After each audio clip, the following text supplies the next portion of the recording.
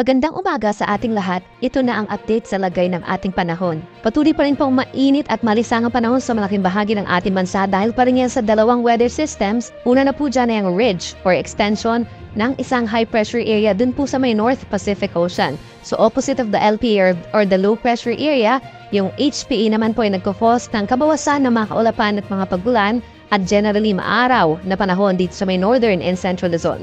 Habang easterlies naman o yung hangin galing Pacific Ocean ang siyang nakaka-apekto sa natitirang bahagi ng ating bansa at yung easterlies din po yung magkukos ng mga pagulan dito sa timog na bahagi ng Mindanao. Base naman sa ating latest satellite animation, wala tayong nakikitang bagyo na papasok ng ating Philippine Area of Responsibility hanggang matapos ang weekend.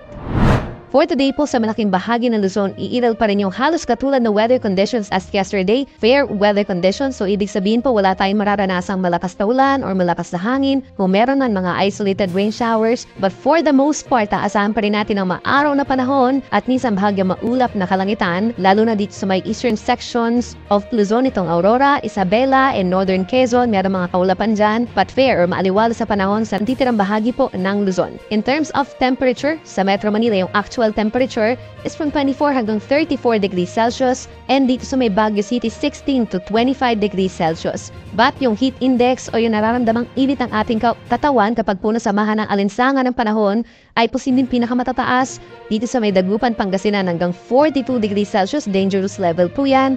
Gayun din sa mga areas po ng Pili, Camarines Sur and Sangli Point sa Cavite at ilang bahagi pa po ng kapatagan ng Luzon ay aasahan pa rin po yung higit sa 40 degrees Celsius na heat indices. Sa ating mga kababayan naman po sa Palawan, patuloy pa rin ang fair weather conditions, maaliwala sa panahon, minsan bahagya maulap ang kalangitan at meron lamang mababang tsansa ng pagulan. Habang sa may pating Visayas, aasahan pa rin yung bahagya maulap at minsan maaraw na kalangitan lalo na sa may western and central sections. Habang sa may eastern section naman, minsan nagiging maulap at meron lamang mga saglit na pagulan, tulad pa rin yan ng easterlies. Dito po sa Palawan, posible hanggang 34 degrees Celsius na air temperature, but yung heat index posible rin umabot sa 42 degrees Celsius. Gayon din sa may Dumangas, Iloilo, and Catarman, Northern Samar. Sa ating mga kababayan po sa Mindanao, posible ang kaulapan umaga pa lamang dito sa may southern portions. Ito sa mga region ng Sorsogon and Davao region, aasahan na yung kalat-kalat na ulan and thunderstorms pagsapit po ng tanghali hanggang sa gabi. Mga minsang katamtaman or mahinang pagulan po mararanasan, dulot po yan ng easterlies. Habang dito naman sa natitirang bahagi ng Mindanao is bahagya maulap, pero bago magtanghali, possible din po ang kaulapan sa malaking bahagi ng Bangsamoro region, dito rin po sa may Caraga region at timog na bahagi ng Zamboanga Peninsula, at may tsansa na rin po ng mga isolated rain showers or thunderstorms na walang kinalaman sa anumang weather disturbance. Yung ating temperatura, pinakamainit pa rin sa Mindanao ay dito pa rin po sa may Zamboanga City hanggang 33 degrees Celsius yung actual temperature, but yung heat index posible rin umabot sa 42 degrees Celsius. Para naman po sa ating mga naglalayag na kababayan, wala naman tayong aasahang gale warning or pagtaas ng mga pag-alon, maliban na lamang kapag may mga thunderstorms po. No? So generally, is banayad, nagkatamtaman ng taas sa mga pag-alon hanggang 2 metro kapag meron tayong mga pagkidlat, pagkulog. And for the next 3 days or hanggang sa matapos ang weekend, iiral pa rin po ang easterlies sa malaking bahagi ng bansa. Dito sa Luzon, halos magkakatulad pa rin po na weather conditions na may experience natin. Dito sa Metro Manila and Baguio City, medyo mababa pa rin po ang tsansa ng pag-ulan for the next 3 days.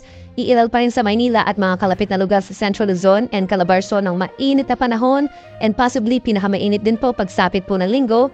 Habang dito sa Bicol Region, bahagya maulap hanggang pumisan maulap ang kalangitan. May mga lugar sa may western side of Bicol Region na mababa ang tsansa ng ulan, but sa Legazpi City may mga isolated rain showers. Sa ating mga kababayan po sa Visayas, mas kakaunti yung mga pagulan kung dito sa may western and central portions of Visayas. Pinakamainit pa rin po doon sa nabanggit natin kanina na Iloilo and Capiz. Habang sa may eastern portion of Visayas is partly cloudy skies at minsan maulap ang kalangitan lalo na sa may northern Samar and eastern Samar na sinasamahan lamang din po ng bahagya maulap at minsan maulap na kalangitan. At panghuli sa ating mga kababayan po sa Mindanao, easterlies din pong iiral sa malaking bahagi ng Mindanao, bahagya maulap at kung minsan maaraw na kalangitan sa malaking bahagi nito at iaasahan din po yung matataas na temperatura dito pa rin sa may Cotabato City, General Santos City, dito rin po sa may Zamboanga City and Davao City, nasa higit 40 degrees pa rin po yung posibleng maramdaman na heat index.